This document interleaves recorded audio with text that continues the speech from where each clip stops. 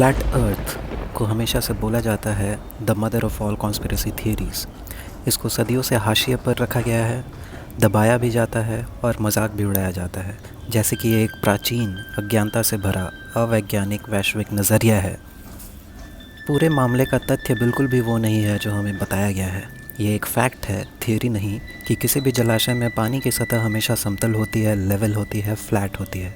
चाहे वो एक ग्लास में, एक पतीले में, तालाब या झील में या फिर समुद्र में हो। पानी का प्राकृतिक स्वाभाविक भौतिकी हमें पता है कि उसकी ऊपरी सतह हमेशा समतल होती है। कोई भी तरल पदार्थ हमेशा अपने सबसे निचले स्थान को खोजकर जब ठहर जाता है तो उसकी सतह फ्लैट रहती है। बल्कि बिल्कुल ही अप्रमाणित और अवैज्ञानिक है ये मानना कि पानी की ऊपरी सतह किसी पात्र के बाहरी सतह से चिपक कर रह सकती है, जिस वक्रता का, उत्तलता का यानी कर्वेचर और कन्वेक्सिटी का वैज्ञानिक तरीके से निरीक्षण भी नहीं किया जा सकता है, ना ही दोहराया जा सकता है और ना ही नापा जा सकता है। यह एक फैक्ट है कि पृथ्वी की सतह पे 70% से भी ज़्यादा पानी है। अतः ये बोलना कि पृथ्वी एक बहुत बड़ी गोलाकार गेंद है जिसके ऊपर सभी और समुद्र पता नहीं कैसे चिपके हुए हैं, एक अवैज्ञानिक अप्रमाणित थियरी है। यह भी एक फैक्ट है, ना कि एक थियरी, कि किसी भी ऊंचाई पर क्षितिज यानी कि होराइज़न देखने वाले के चारों ओर हमेशा बिल्कुल सीधी नज़र आती है। सारे बलून, रॉकेट या हवाई जहाज़ से लिए गए जितने भी फ़ोटोज़ और वीडियोज़ हैं उसमें हम बिल्कुल ही सीधी फ्लैट क्षितिज को देख सकते हैं, जितनी भी ऊंचाई तक पहुंचा जा सकता है, लगभग 20 मील या 1,20,000 फीट की ऊंचाई से। क्षितिज हमें वक्र या कर्व्ड बस तब नज़र आता है जब कैमरा में फिशाई लेंस का इस्तेमाल किया जाता है या फिर एक हवाई जहाज़ की खिड़की से जो कि खुद ही वक्र होती है। एक और फैक्ट यह है कि क्षितिज हमेशा देखने वाले की दृष्टि स्तर या आई लेवल पे ही होती है। जैसे जैसे ऊंचाई की वृद्धि होती है, कभी भी क्षितिज को देखने हेतु नीचे देखने की ज़रूरत नहीं पड़ती। अगर पृथ्वी सच में एक ग्लोब होती, चाहे जितनी भी बड़ी, क्षितिज हमेशा स्थिर नज़र आती और देखने वाले को अपनी नज़र नीचे करनी पड़ती जैसे जैसे वो ऊपर जाता रहता।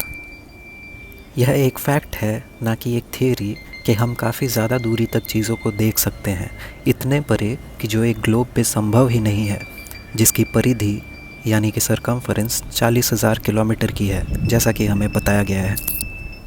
उदाहरण के लिए यह एक फैक्ट है कि इटली के जेनेवा शहर में समुद्र तल के ठीक ऊपर से हमें काफ़ी दूर स्थित द्वीप एल्बा, गोर्गोना, कैप्रिया और कॉर्सिका दिख जाते हैं, जो कि 80 से 125 मील की दूरी पर हैं, यानी कि 130 से 200 किलोमीटर की दूरी पर।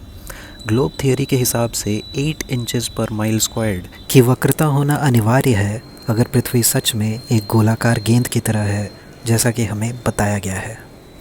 लेकिन इस थियरी के आधार पर ये द्वीप हज़ारों फीट की वक्रता के नीचे छुप जाने चाहिए थे।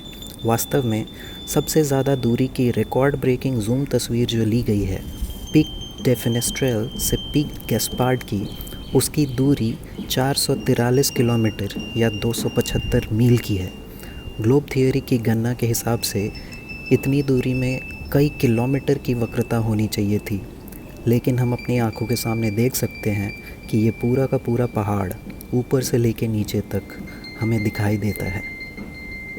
यह एक अवलोकनीय, दोहराने योग्य, परिमेय, परीक्षण योग्य यानी कि ऑब्जर्वेबल, रिपीटेबल, मेजरेबल, टेस्टेबल वैज्ञानिक फैक्ट है कि Polaris, the north pole star, ध्रुवीय तारा, जो कि पृथ्वी के केंद्र नॉर्थ पोल के ऊपर स्थित है, कभी भी 1 इंच भी अपने स्थान से नहीं हटता। एक रात से दूसरी रात, एक साल से दूसरे साल, एक शताब्दी से दूसरे शताब्दी, और बाकी के सारे तारे अपने तय नक्षत्र में ध्रुवीय तारे के चारों ओर सकेंद्र वृत्त में परिक्रमा कर रहे हैं।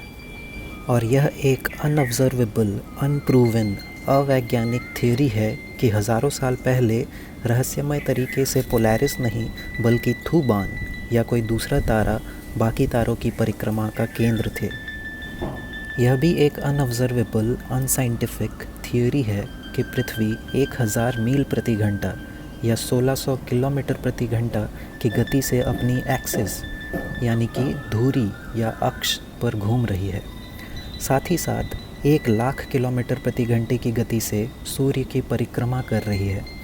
इतना ही नहीं, पूरा का पूरा सौरमंडल लाखों किलोमीटर प्रति घंटे की गति से आकाशगंगा तारामंडल में घूम रहा है, और आकाशगंगा करोड़ों किलोमीटर प्रति घंटे की गति से ब्रह्मांड में बढ़ रही है, जबकि हमारे लिए ये सब न दिखाई, न सुनाई, न महसूस या फिर जैसे भी निरीक्षण करके पता लगाना या साबित करना मुमकिन हो पाता है। और हम खुद से देख सकते हैं कि पोलैरिस अपने स्थान पर स्थित है और बाकी तारे उसकी परिक्रमा कर रहे हैं। इतना ही नहीं, इससे हमें ये भी पता चलता है कि आकाश में तारे घूम रहे हैं, ना कि हमारी पृथ्वी। अगर पृथ्वी सच में अंतरिक्ष में एक चक्कर मारती हुई गेंद की तरह है जो कि इतने विभिन्न प्रकार की गति से ब्रह्मांड में चल रही है, तो फिर हमें अस्थायी, अव्यवस्थित सर्पिल यानी कि इर्रेगुलर और स्पाइरल स्टार ट्रेल्स दिखने चाहिए थे, और हर रात आकाश में तारों का एक अलग नया स्वरूप दिखना चाहिए था। नक्षत्रों का तो कोई वजूद ही नहीं होना चाहिए था अगर पृथ्वी सच में इतनी सारी दिशाओं में अलग अलग तरीके से घूम रही होती। ये बस एक संक्षिप्त परिचय है उन सारे फैक्ट्स का जिन पर फ्लैट मोशनलेस प्लेन अर्थ आधारित है, जिसका कि सदियों से मजाक उड़ाया गया है और दबाया गया है, और इसके ठीक विपरीत एक अवैज्ञानिक थियरी हम सब के दिमाग में डाल दी गई है, जिसके फलस्वरूप हम ये मानते हैं कि पृथ्वी अंतरिक्ष में एक जादुई चकराती हुई गेंद है जो अनंत ब्रह्मांड में चलती ही चली जा रही है।